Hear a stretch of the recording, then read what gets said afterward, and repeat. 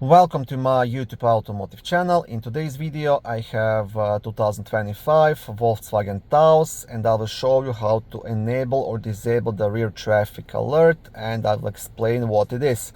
This video should apply to these vehicles made from 2022 all the way up to 2026 or possibly newer.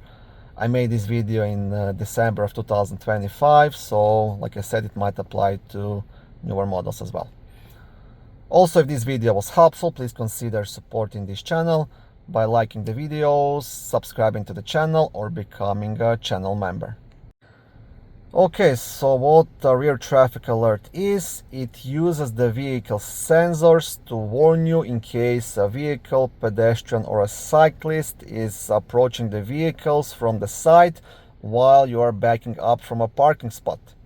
And it's a very handy feature, especially if there is a larger vehicle parked next to you and you can't see if there is anything approaching you. So that's what it is, and I would advise you always to have it turned on because it will make your life much easier.